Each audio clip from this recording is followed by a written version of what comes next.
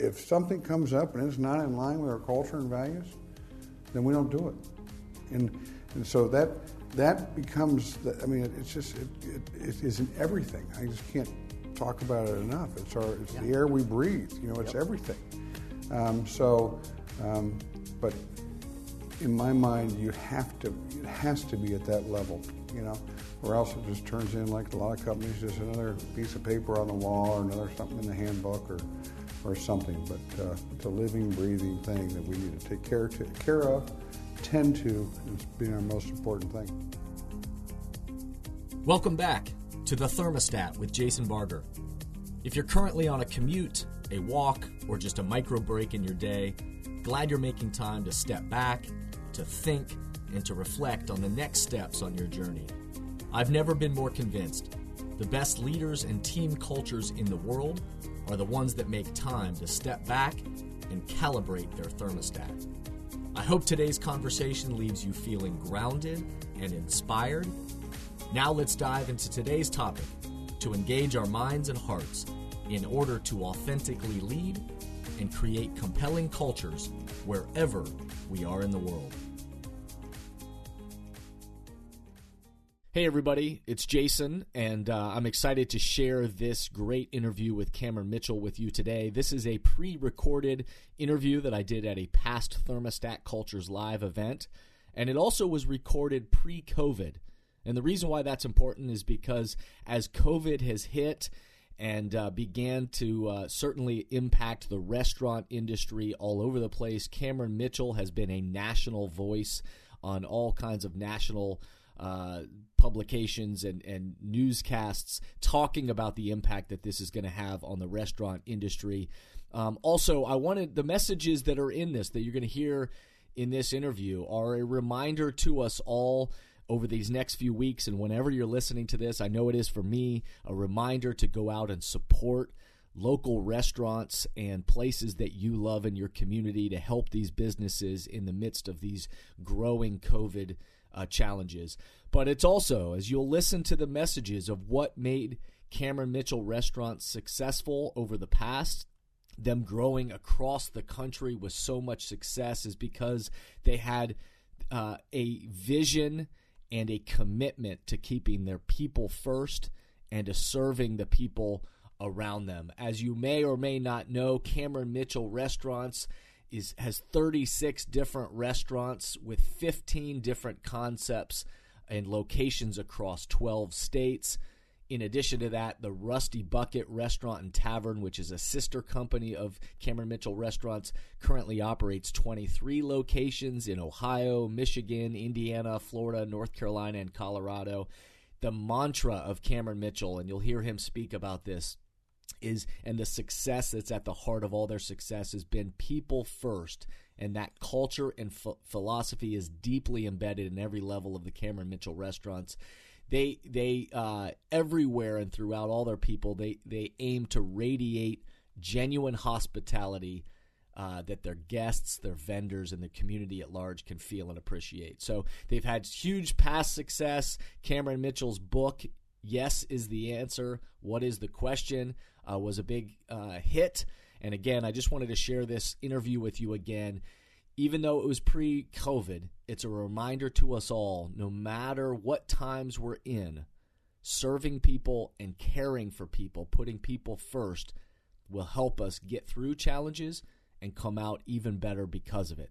So join me in celebrating this Cameron Mitchell restaurant success and also supporting the restaurants around you and in your local community during these times.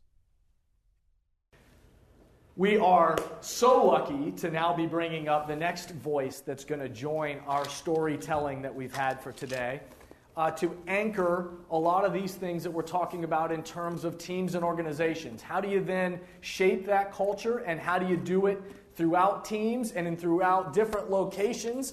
And the person I'm going to invite up just a second is Cameron Mitchell. And if you don't know who Cameron Mitchell is, you're going to get to learn more about him in a minute.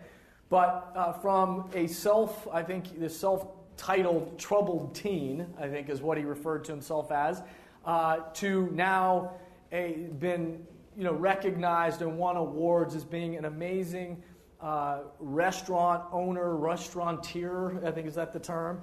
60 restaurant concepts across the country, over $300 million in revenue. Has done amazing things. His new book, Yes is the Answer, What is the Question, is an awesome book about the way that they developed that culture and the way that they proactively have shaped leaders in their company to grow it and take a concept to then how do we actually set a culture for not just food, but what's the experience we want people to experience in our restaurants. And so I'm excited to invite Cameron Mitchell up here to this wonderful stool. Thanks, buddy. All Hello, right. everybody. Hi. Hi, Cameron. How you doing? I'm well. Good. So let me first tell a funny story that will give you a little sense of Cameron. So I've known Cameron's, the Mitchell family, at least from a distance, for a while. And this is probably 11 years ago. After my first book, Step Back from the Baggage Claim, came out, I did a speech in Arlington for a bunch of kids and teachers across Upper Arlington. And after the end of the speech, a sixth grader came right up to me and came walking up to me. Out of all these people, all these kids across grades, and then all these teachers and parents were at this thing, and this sixth grader comes walking up to me and standing there. He says, stuck out his hand and said, "Excuse me, Mr. Barger." And like it was a business handshake, and I looked at this little sixth grader, and I shook his hand, and he said, "I wanted you to know I've read your book, and I wanted to say that these are the points that really stuck out to me, and I wanted you to know that the story that really resonated with me was about the refrigerator man. And I had a question, what ever happened to the refrigerator man? Was it a homeless man that I told a story about in my book? And he wanted to know what happened to him? Where did it go?" And I stood there and looking down. I said, "What's your name?" He said, "Charlie Mitchell." What? Cameron's son Charlie at sixth grade was like an adult, and now I've watched him grow up a little bit, and I'm saying I don't know what you're doing, but you're doing something right. Is it? Mostly my wife, not me. So. We know. So. The way that your story often begins is that, and you have referred to yourself as a troubled teen. Talk a little bit about what was Cameron like in high school or those early 20 years?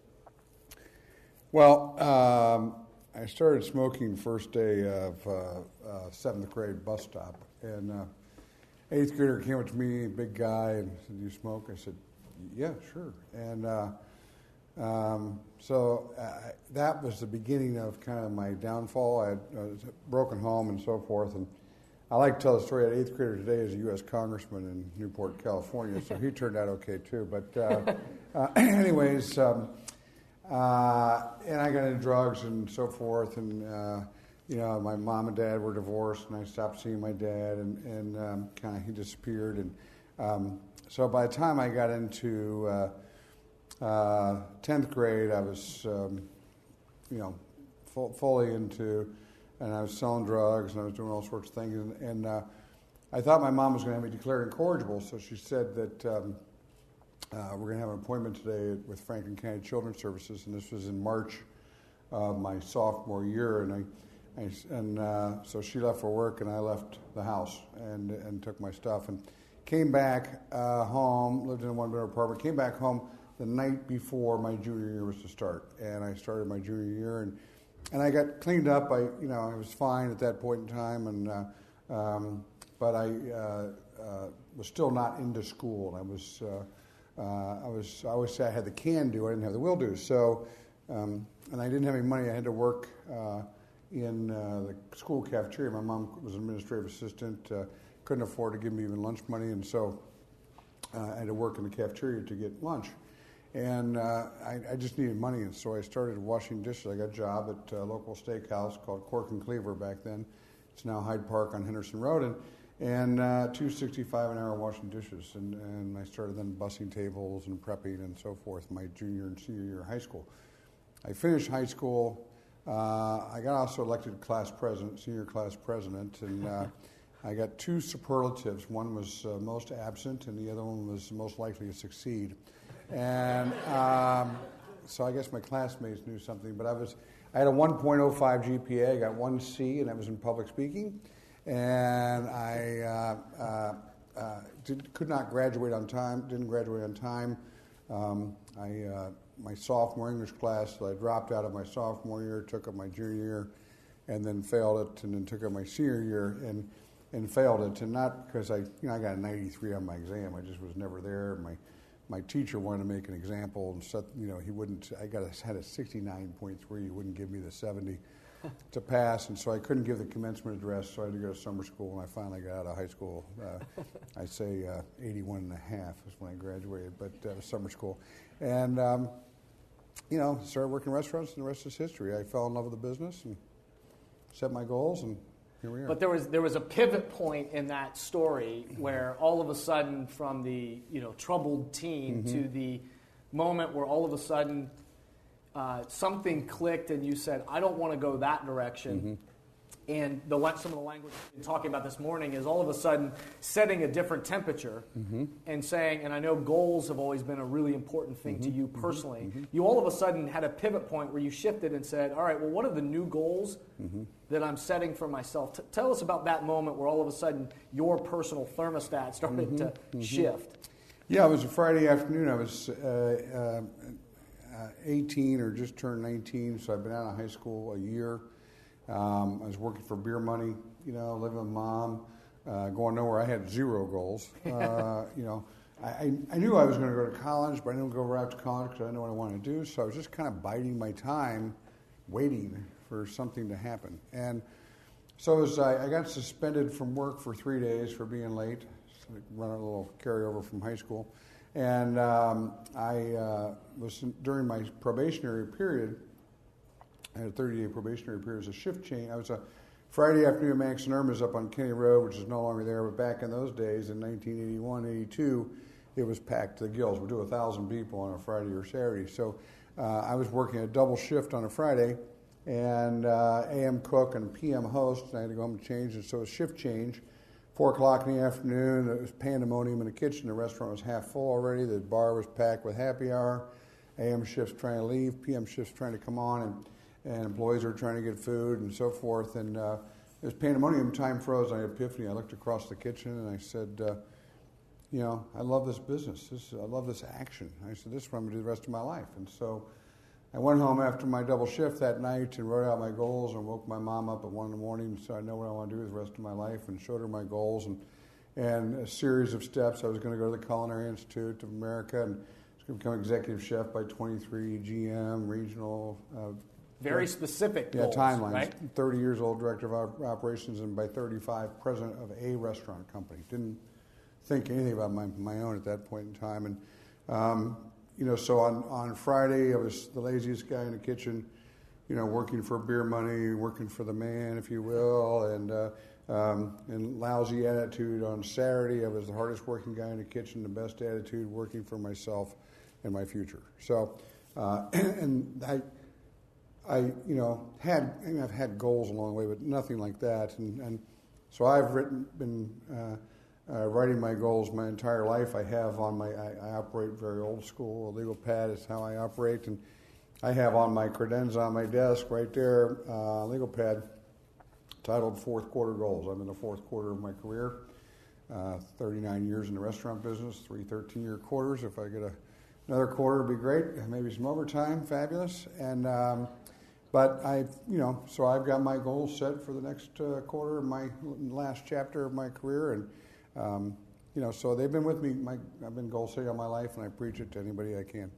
So talk about that. So I want to speed forward to that point where all of a sudden your first Cameron Mitchell restaurant opens, and then all of a sudden that growth from one restaurant to 2 restaurants to the first couple. What were the lessons that you remember learning in that, all of a sudden going from operating one restaurant to multiple restaurants? What were the things that were, in terms of developing the people and the culture, that were important to you? Well, before I get into that, I go back to when I started went to open my first restaurant. It took me 14 months, and I'd given up my apartment. I was broke. I was down to my last $70 rolling change to buy groceries. the week I finally got the restaurant funded, and I was able to close the funding and break escrow, and I was able to write myself back a check for $7,000. So this is March of '93 that I spent on copying charges, typing. I dropped out of typing class, so I had to have someone type all my letters and business plans and so forth.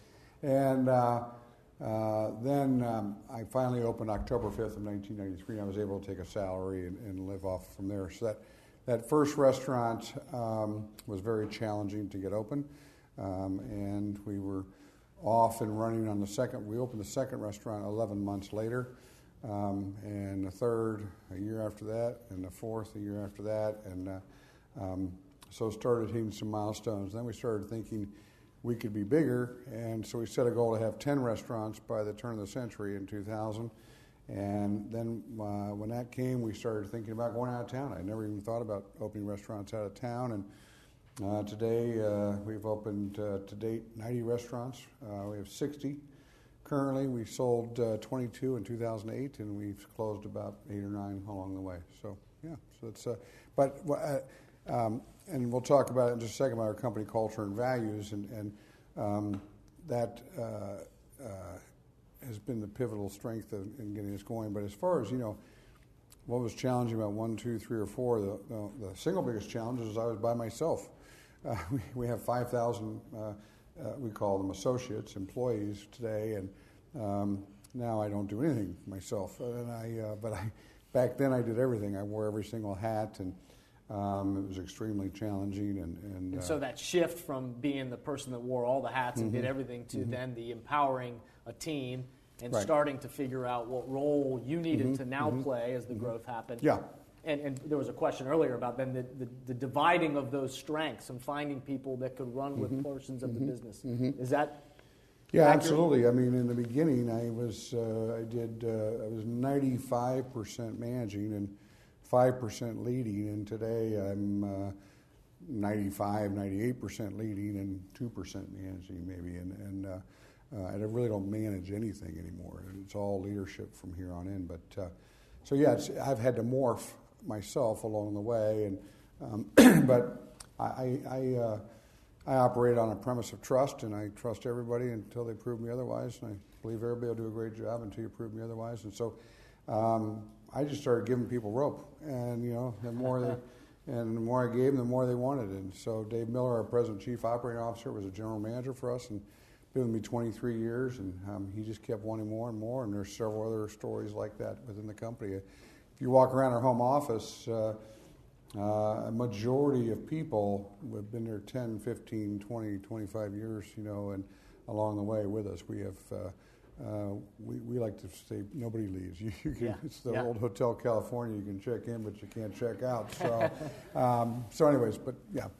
Well, from the outside observer standpoint, from the very beginning, but then also watching that grow, at the center of it has been the conviction around the pillars of the company and getting clear. Again, some of the stuff we were talking about earlier is this: do you have language that drives the behavior that you want? So can you even describe the culture that you want? Not just we have restaurants, but how is it that we're going to show up to do the work? And the pillars and your core values seem to have been at the heart of everything. Talk about those pillars and values and kind of how that's played a role in the culture shaping. So I was really blessed. I don't know how I was, how I did this or how I had the foresight to do it, but the very first thing, so when I left my company July 11th of 1992 to start working on Cameron Mitchell Restaurants in my one-bedroom apartment up at the Continent, I knew I wanted to create a restaurant company based on a set of culture and values. And so I spent the first 30 days in my apartment in summertime. I remember it vividly, and windows open and shorts and T-shirt and writing and drafting our company culture and values. And so I had poster boards up on the wall, books everywhere, drafting, redrafting, putting up statements, and just kind of pulling it all together. And finally got it all together, and then I set out on a course of building a restaurant company based on that culture and values. I wasn't trying to build just one restaurant. If I was just trying to open a restaurant, the first thing I probably would have done is go try to find a location. I didn't even touch that until I wanted to birth a company. So, and I want this company to be around 50, 60, 70, 80, 100 years long after I'm in a big restaurant in the sky. And the way we're going to do that is be a values-driven organization. So and that culture really has not changed. It's morphed a little bit. I heard you talking about changing, but a lot of how we've implemented it has changed and measured it and so forth has changed. But the real core culture and values has not really changed. And we have 5 what we call cultural pillars, and they really are just questions. And I have them, they're all in my book, and I just had someone from my office drop off a box of books, so I have one, I think, for everybody here if you don't have one. So I think I have 36. I hope it's enough. If not, we'll get you another one. Anyways, so, but the 5 pillars are, I think, any company, not just ours. I think any company, any organization has to be able to answer, and I think I like your word because I use it all the time, and I say not only answer, but answer with authority and conviction, okay? So the culture and values is not something that's just up on the wall or anything else. It's a living, breathing entity, and we need to understand it and be able, like I said, to answer these questions with authority and conviction. And that culture and values is, I use the analogy of our 5,000 people. If they were metal filaments, and I put them in a bag, and I dumped it on a table, they'd all be going different directions, right? And so the culture and values is the magnet that I wave over those filaments, and now all those filaments are marching in the exact same direction, okay? So that's what it does. But anyways, the 5 questions are, first and foremost, what do we want to be? You know, we need to know what we want to be. And we want to be an extraordinary restaurant company. By the way, all these are very simple. I make sure they're very simple so they're easily understood and easily communicated. So we want to be an extraordinary restaurant company. By simple definition, extraordinary is the opposite of ordinary. And I could talk for hours of some of the extraordinary things we do, the opposite of ordinary things we do. Secondly, who are we, right? We need to know who we are. And we're great people delivering genuine hospitality. So great people, we all know great people. No one needs to define that. Delivering means someone's receiving. Genuine, from the heart. Hospitality is defined as treating guests like you treat guests in your own home. Okay? So we are great people delivering genuine hospitality. Third question is, what is our mission? Every business organization has to have a mission, right? And ours is very simple. It's to thrive with both cultural and fiscal responsibility. That's it. Okay? And that's a 51-49 relationship. And I say, as CEO of a restaurant company, our number one goal is not to make a profit. Our number one goal is to maintain our culture and values. Job number 1A is to make a profit and make a damn good profit. Anybody knows me knows that I drive profit hard. And we're constantly in the upper 10 percentile of all publicly held restaurant companies in terms of profitability. Okay? So we drive profit hard, but never at the expense of our culture and values and our people. Okay? So we find other ways to drive profit, but not by cutting people or shortcutting our values. So that's our mission. So we've asked ourselves, what do we want to be? Who are we? What is our mission? Next question is, what is your role? Now, we have 5,000 associates in the company. We all have lots of different job descriptions all throughout the company, but we have all 5,000 of us have the exact same role, and that is to make raving fans of the 5 groups of people we do business with. First and foremost, our fellow associates, our guests, our purveyors, our partners, and our communities. We believe that you have to belong to one of those 5 constituencies to have any interaction with Cameron Mitchell restaurants. And so if we make raving fans of those 5 groups of people, we'll make raving fans of everybody we meet. Finally, the 5th pillar is what is our goal, right? Businesses, organizations have to have goals, and we have lots of goals. Goals come and go. They change all the time, daily, weekly, monthly, yearly, whatever they are. There's one goal that stays the same 24/7, 365, never wavers, and that is to be better today where we were yesterday and better tomorrow than we are today. By simply understanding that is you cannot be better at something today than you were yesterday and better at something tomorrow than you are today without working at it, without pushing yourself forward, without improving, right? And without bettering ourselves and our practices. So we work at it every day, and that means we don't accept the status quo, and you have to change in order to be better. So we have a culture of change that permeates the organization. Some organizations are fearful of change or don't react well to change. Our organization is very, very adaptable to change. Okay. Secondly, it's our insurance policy. We could, I think, quickly agree in a matter of seconds with the statement, Cameron Mitchell Restaurants is somewhat of a successful restaurant company. Okay? By virtue of that alone, we could debate how successful all day long, but we would all agree with that one simple statement. By virtue of that alone, if we're better today than we were yesterday and better tomorrow than we are today, tomorrow will be better of a restaurant company than we are today and more successful. So that keeps us on this trajectory. I believe the status quo is the death knell. You start to live the status quo, and you start to go down. So we don't ever want that to happen in our company. We have 8 core values, and they're all in the book again. And I'm not going to go through all 8, but just the first one, most important one, is the associates come first. You think I'm CEO of a restaurant company that our guests would come first. Most restaurant companies, USA, that's their standard value. The guest comes first. And I'm brazen enough to say I don't even think we have a direct relationship with our guests.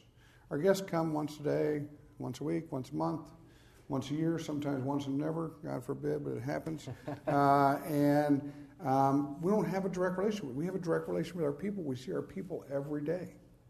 They're the ones that deliver the Cameron Mitchell restaurant experience.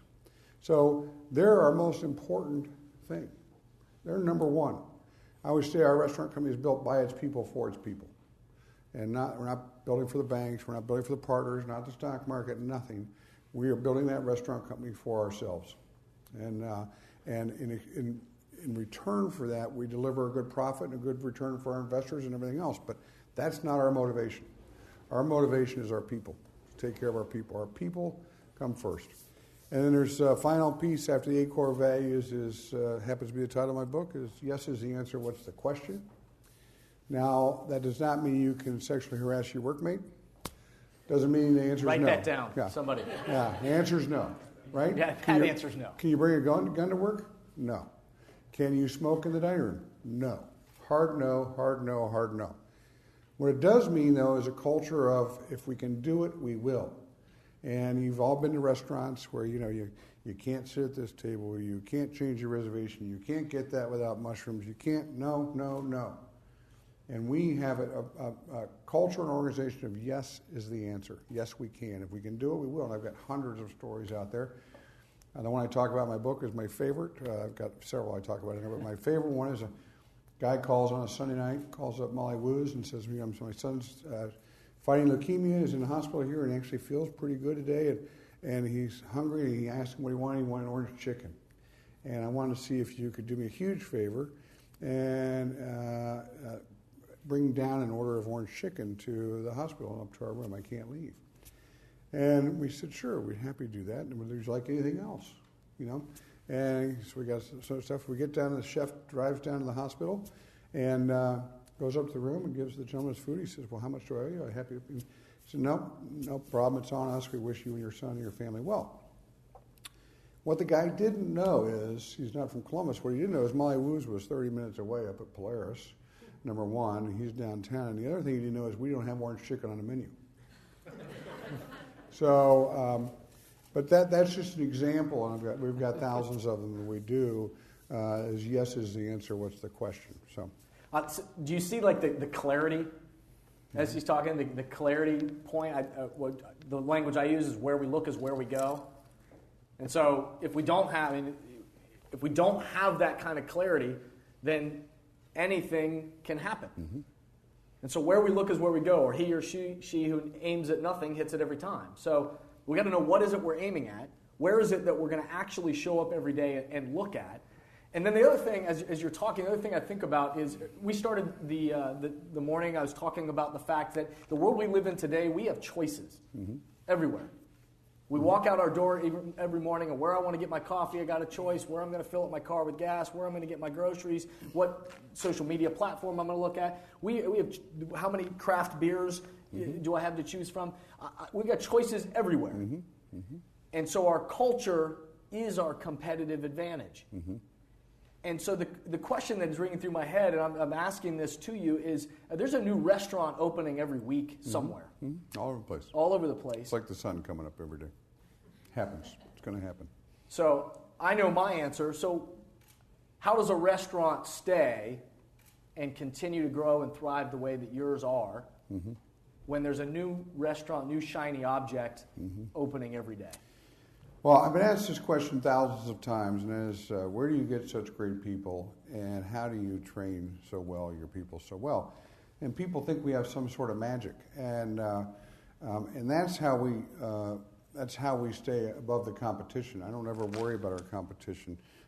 It's like I said, it's like the sun coming up. It's going to be there. I can't do anything about it. Nothing. I don't ever think about it. We just focus on what we do. But the difference in why we have such great people and deliver such great service and have such great training is because of our culture and values. That every other restaurant company in the USA has manuals and blah, blah, and they have their culture and so forth. But our secret weapon is our culture and values, and that's how we deliver it day in and day out across the country. Our culture and values in Beverly Hills is one of the best in our company. It doesn't matter it's in Columbus or not. And it's all over the country. So we in fact, I was going to say too about the culture and values. You're talking about looking where you're going. We measure everything constantly. Everything we measure. And we have a saying in our company: what gets measured gets done. And we measure our culture twice a year. We do what's called AOS, Associate Opinion Survey. And the results are about a binder this thick, but we measure our people get rated by our people. I get rated, everybody does, top to bottom, and our culture gets rated top to bottom. And we know we tend to that very, very carefully and make sure that to me the culture and the values is the mortar that holds the bricks together. And you can't build a house or a building without that cultural foundation and that mortar. So we make sure that it resonates completely through our organization at all times. You can't talk about it enough. You can't do it enough. And we have a thing in our company. The one piece of our culture that did change is yes is the answer. Has been there since day one. But we now have the milkshake is now our symbol of great people delivering genuine hospitality. And yes is the answer. That stemmed from me going to a restaurant once with my family and wanted a chocolate milkshake for my son. They wouldn't make it for me. And so, in a long story, I won't get into it for time purposes, but that has become, so every associate starts with our company has a 4-hour orientation before they start their training to our company culture and our values, and they get a chocolate milkshake made for them at start of orientation. And the very first thing is, yes is the answer, what's the question?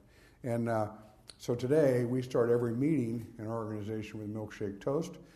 We make literally thousands and thousands and thousands of milkshakes, chocolate milkshakes across our platform every year.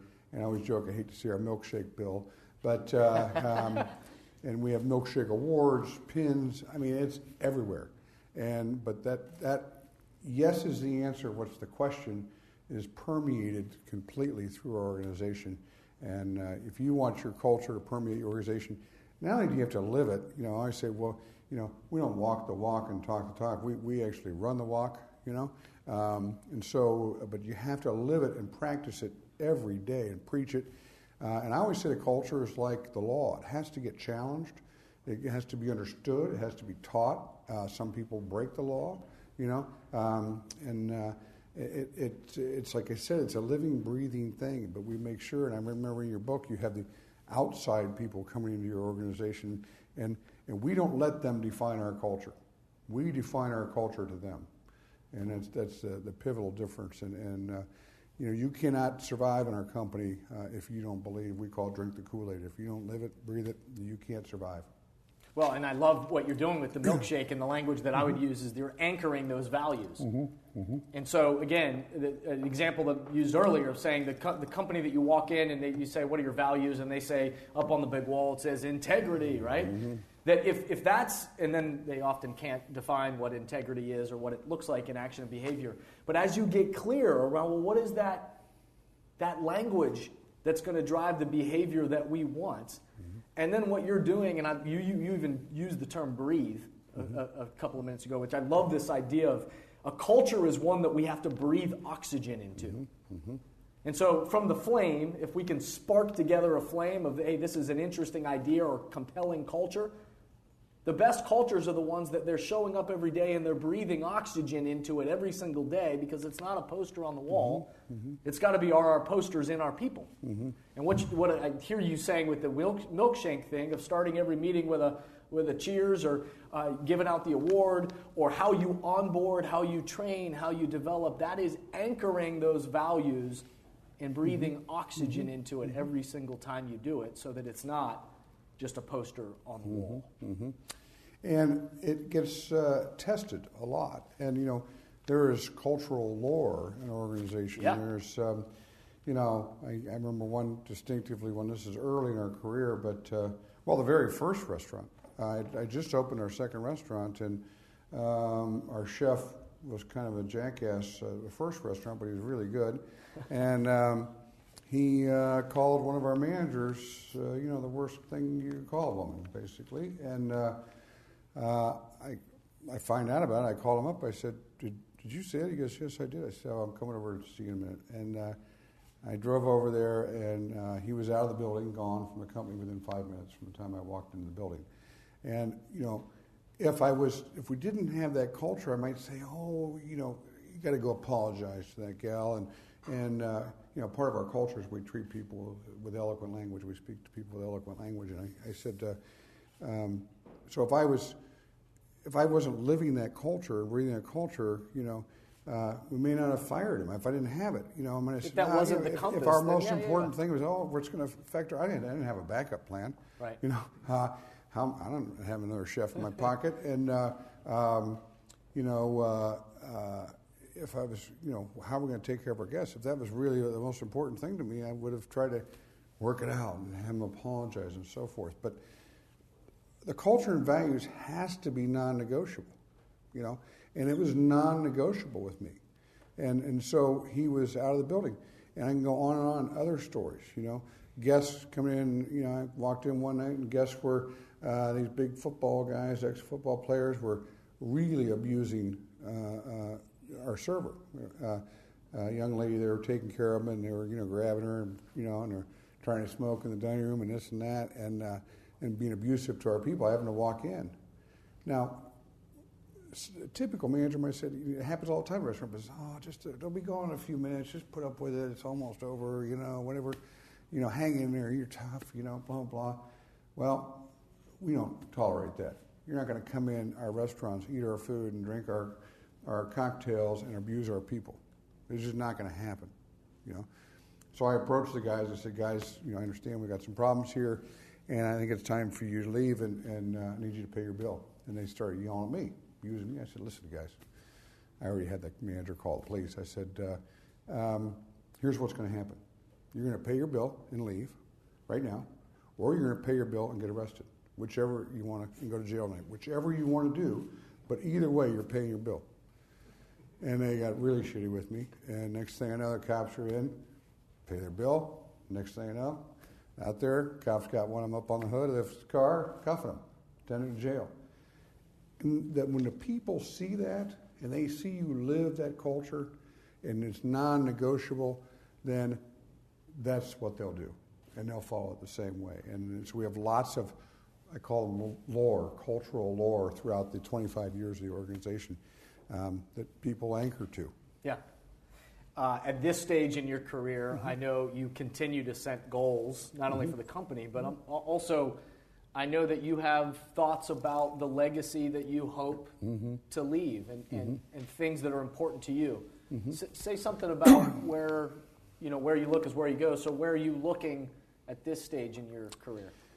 Very much thinking about legacy, and I tell people I'm 39 years in the business, and I'm not gonna lie, it was brutal, building the restaurant company for the past 26 years, and the travel and just the go, and I still have my low fuel lights on, I'm getting tired, and so I'm moving into a more of a chairman's role within the company, and my daughter graduates, I'll be empty nesters, my wife retires from her job as a stay-at-home mom, and we're going to travel and enjoy our lives together. And I'm still going to work, still be chairman, but I'm really focusing on the two S's, and then strategy and stewardship. And when I talk about stewardship, it's not just about our company. It's also about our community, our industry, et cetera. And so we're doing a lot of stuff. And, our biggest example of that is Columbus State. We just opened a $40 million new hospitality management school there I've been working on for 5 years. And we did the lead gift. Which is named what? $2.5 million, Mitchell Hall. We did the lead gift of $2.5 million. So, so of the $10 million in private funds, I charity effort to do that. And, but other stuff. We have Bud Dairy Food Hall opening up, which is a both business and social enterprise. We want to make money on it for sure. We think it'll be a great profit maker for us, but we also want to help young restaurateurs, and so we have 9 chef partners there, and they'll get all the benefits of Cameron Mitchell Restaurants as our chef partners, and hopefully, just like Jenny's came out of the North Market, we'll have 1 or 2 concepts that we can help take to brick and mortars. I have started a young restaurateur group. I have 6 restaurateurs I work with. I have 1, 2, or 3 restaurants, and we meet every other month from 4 to 9 and drink cocktails and have dinner and talk shop. And my goal is to help them avoid some of the pitfalls that I did early on. And these are my competitors, right? But that's okay. We help them out. So, and just on and on, other things I'm working on, and I'm working with my friend Kim here to help her out in her organization. She's doing some really impactful stuff, changing people's lives, and I'm on the board of the KIPP school, which just takes 2,000 K through 12 kids who are extremely disadvantaged and out of Columbus Public Schools, and we are taking those 2,000 kids, underprivileged kids, and turning them into privileged kids, and the education they get and the value at school goes from 7 to 6 every day too, also. So it's a safe place in the morning. It's a safe place in the afternoon for them, and those kids are have the same test scores and results as our kids in Arlington have. It's unbelievable. And the graduation rate at Columbus Public, I think, is like 53%, somewhere in that ballpark. And our graduation rate at KIPP is up in the mid-90s. So it's just a whole different ballgame, game changer. So we're really doing a lot of that stuff, and I've got other stuff cooking too. So I'm moving towards less and less of the day-to-day of the company and moving on to some more strategic items like that. And things that are engaging your heart. Absolutely. And making a difference. Yeah, and I think about, too, it's like I live my life as putting it out there. I push everything I can out. And I know I get whatever, I'll get much more back. Everybody jokes you can make a living being a homeless guy if you just keep running around 20 feet in front of me, because I give every homeless guy I see money, and so forth. But it's you're gonna have you just kind of line of people outside here, right? But we never do anything. I didn't build the business to get rich or anything else. I built the business for our people, and subsequently I'm enjoying those benefits. But it's not about me, and I think that's it's like the culinary school. I didn't do it to for the notoriety of it or for the selfish benefits of it. We're going to get a hell of a stream of people coming in, talented people coming into the organization because of it. That had nothing to do with it. That's just the exhaust. What it was really about is giving back to our community, giving back to our industry, and making a difference in young people's lives. And it's a real story. I had a kid in front of me that graduated from the CIA, where I went with a bachelor's degree, living at home with his parents in Worthington, trying to get a $55,000 a year starting manager job with us, and he's got $155,000 in student debt. And you can figure out the rest of that story, And at the CIA is $45,000 a year plus $15,000 for room and board, so about $60,000 a year, but $45,000 in tuition, and it's the Harvard of culinary schools. It's the top in the world, no doubt about it. But Columbus State is $4,500 a year. And what we're trying to do, and I think what my challenge myself and our team and the school is to deliver 80-90% of that education they'll receive at the CIA for 80-90% less price. And I think it's going to, I know it can be done. And we're in the midst of it. Just by opening those doors, That's only, I tell people we're in halftime, you know. At the first 5 years, we got the next 5 years to go, and that is to the people aspect of it, to get that staff and that team and administration down there to deliver the world-class hospitality education. So, and that takes time. No different. It takes, took 5 years to build a thing and to get it off the ground. So, it's not going to happen automatically. Things have to be worked at, and their culture and their values, and set their goals and everything else. So, we're working with them on that tremendously. I'm interested in what questions are in the crowd here for Cameron around leadership, challenges along the way. What are they doing intentionally to shape the culture even more than what you've already heard? What are those questions that you would have? I think we got one right up here, Becky.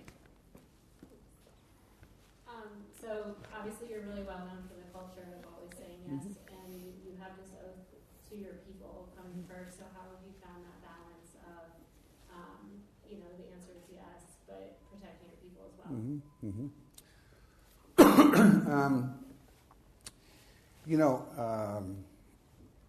It's kind of like thieves,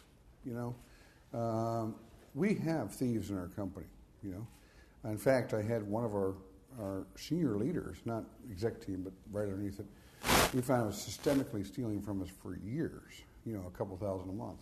So it was hundreds of thousands of dollars, and rocked the company, right? And I said, it didn't faze me. People said, like, why? I said, what's wrong? I go, what's with you? Why is that the case? I said, well, I believe 99% of the people are honest, 98%, and 1 or 2 are not. And I just moved them from this column to that column, okay?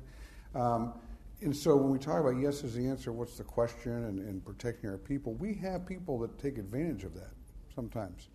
But 98% of the people,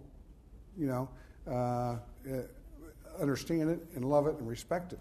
So we have some people come in, and have had their 6th birthday this year, for the free birthday cake, or birthdays are, so. But, we know there's people, but we don't manage our company to protect ourselves from 1 or 2% of the thieves. Now, we don't put a box of steaks by the back door. We have, systems and procedures. Good. I was going to suggest that would be a bad idea. But we don't worry about.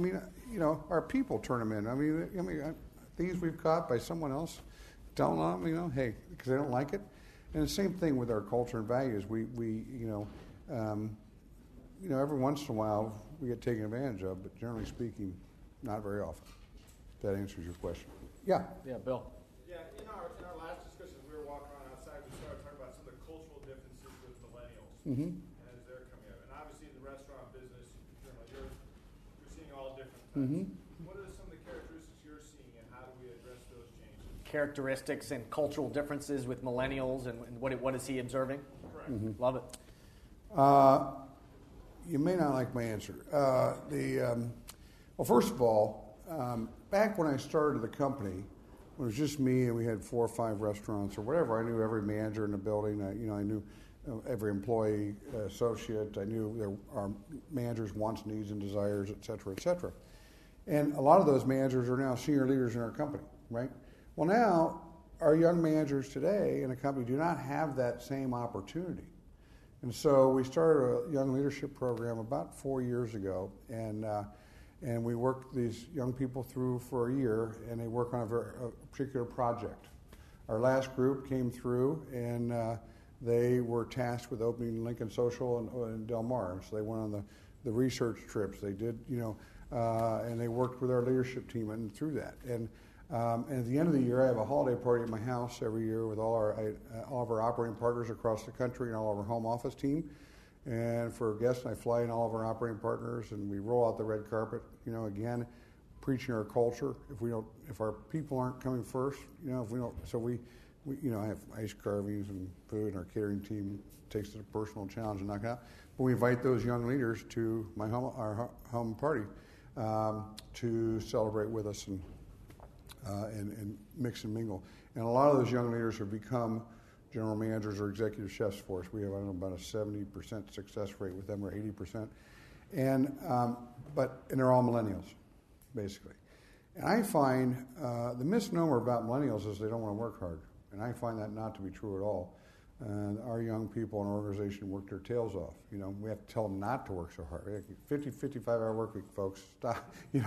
And they do want to be involved. They want to be valued, but they really want to have kind of a say in the organization a little more than maybe the boomer or whatever. But generally speaking, they're no different. I say people put their pants on the same way every day. People want to be cared for. They want to be nurtured. They want to be tended to. They want to feel valued. They want to feel home. And so I don't believe millennials are all that different.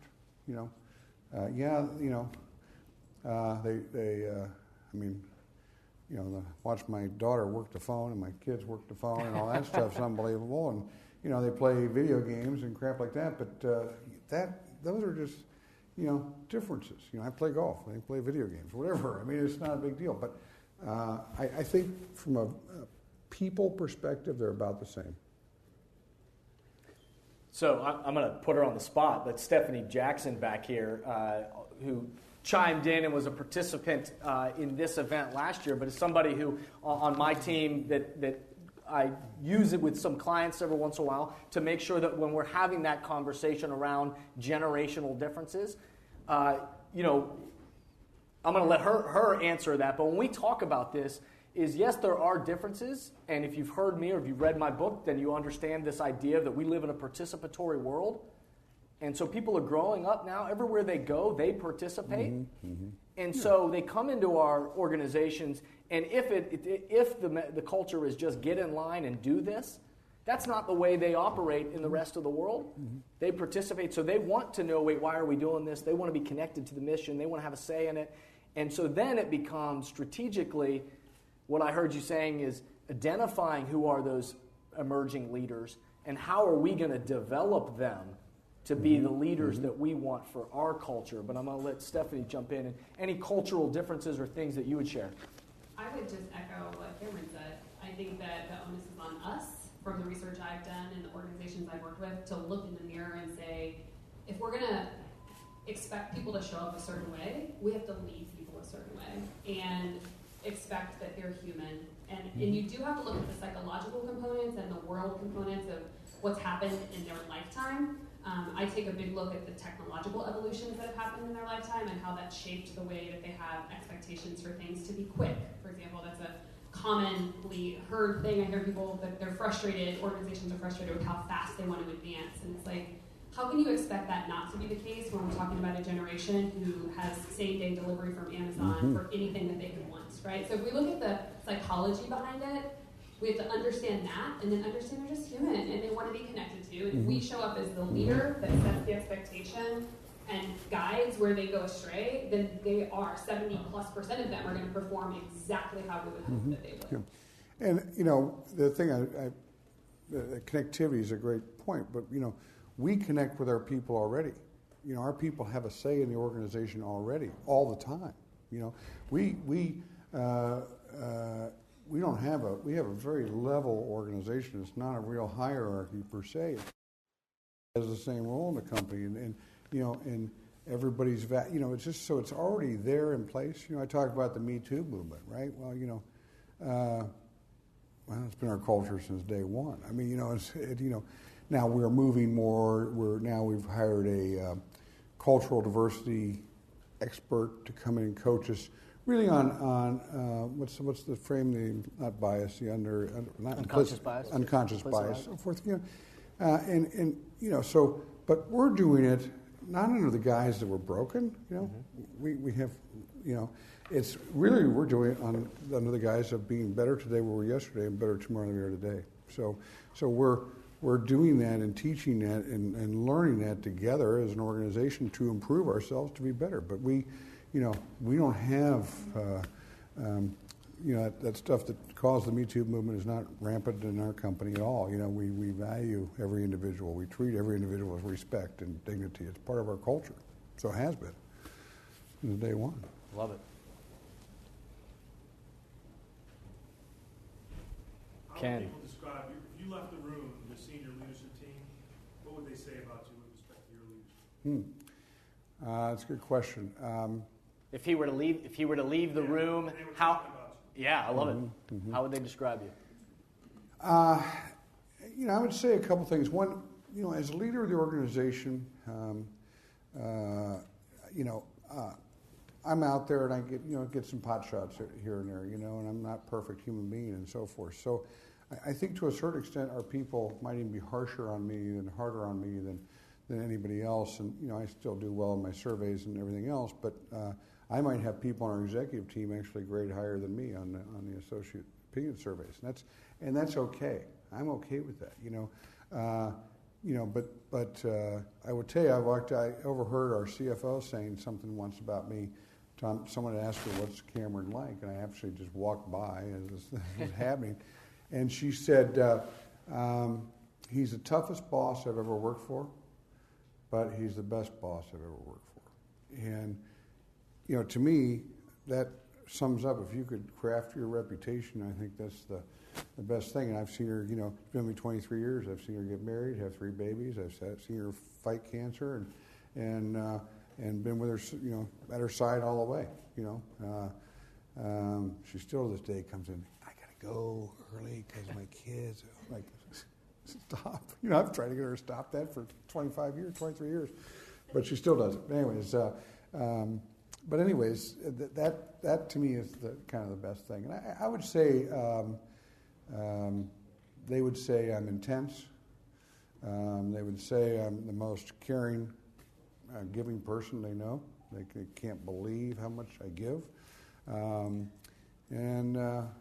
They'd say I'm a little half crazy sometimes, probably, So Just half. Yeah, I mean, I'm not nearly as I'm not as intense as I was earlier years, but they'll say they've never met a problem I can't solve. We'll figure something out. I'm an entrepreneur in the truest form of the word in that regard.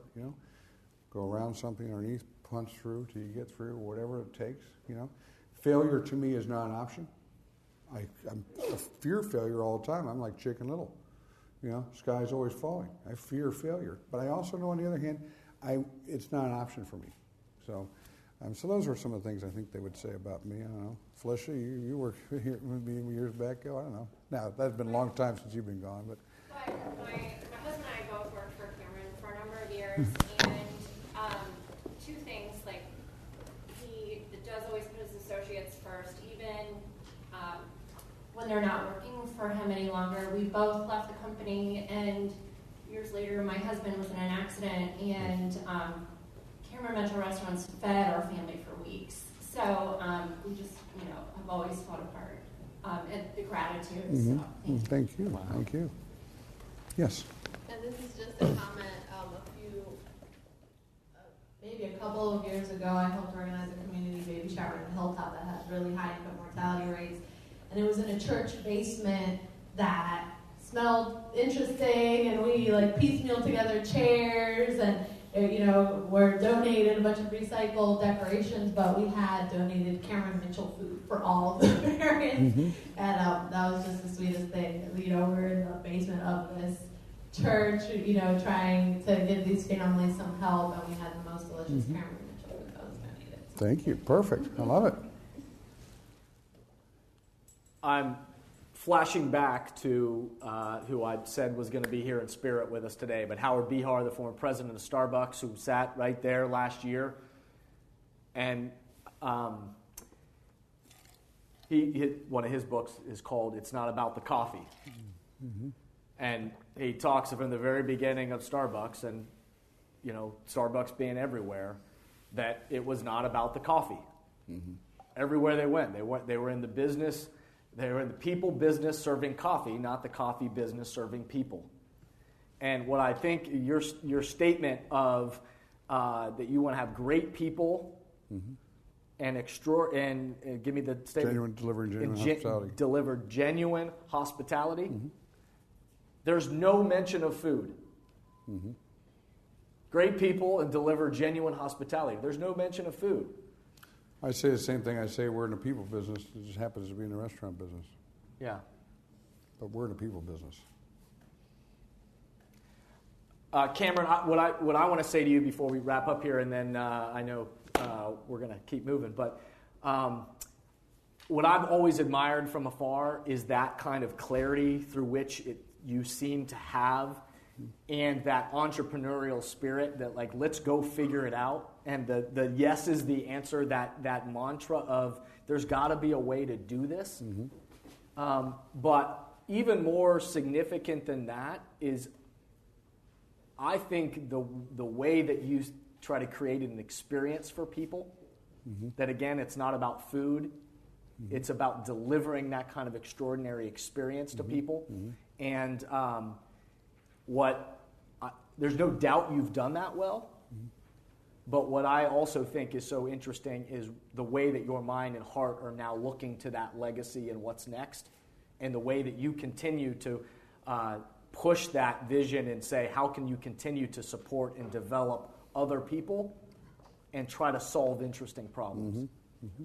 And so we are very, we got one other question. So, yeah. What's your favorite restaurant? Ooh, get that question every Nice. time, and I'm going to give you my pat answer, my standard pat answer, and that is, I had a roommate back when I was 21 with my buddy, and his name was Steve, and Steve was a pretty handsome guy, and he dated a lot of girls along the way, and someone asked him, Steve, of all the girls you've dated, which one's your favorite? And he paused for a second, and he said, after careful consideration, I'd have to say the next one.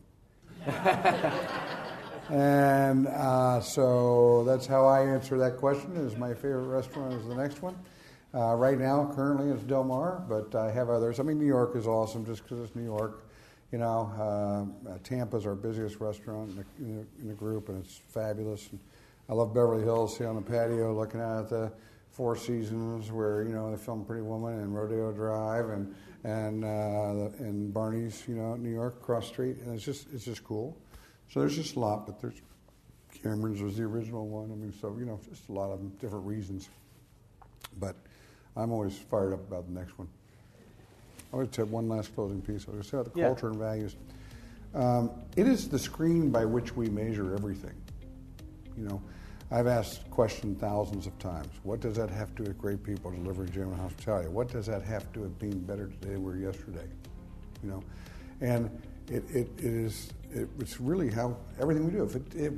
If something comes up and it's not in line with our culture and values, then we don't do it. And so that becomes, it is in everything. I just can't talk about it enough. It's the air we breathe. It's everything. But in my mind, it has to be at that level, or else it just turns in, like a lot of companies, just another piece of paper on the wall or another something in the handbook or something. But it's a living, breathing thing that we need to take care of, tend to. It's been our most important thing that we do. That's why you are at Thermostat Cultures Live, my friend, because of that. That it's a breathing thing, and you are inspiring to us, and with that clarity of, okay, let's not just put pieces of paper on the wall, let's go breathe oxygen into it and bring it to life every single day, and then keep asking the question, what's the next thing? What's next? Thank you for being with us. Clap for Cameron. Thank you for listening to today's podcast, and I hope the messages and questions stimulate positive change along your path. As always, if these messages resonate with you and add value to your life, I hope you'll help amplify them throughout the world. Please rate, comment, and share on whatever podcast or social media platform you're using. And share this podcast with the people in your life or work who should be part of these conversations. That way, this spirit does, in fact, spread.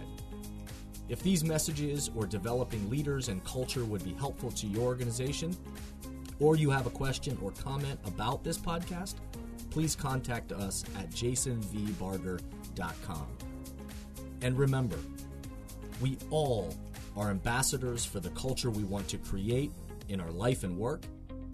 We have to own the vision we want to be a part of. The future of leadership is you, is me, is us. Be a thermostat.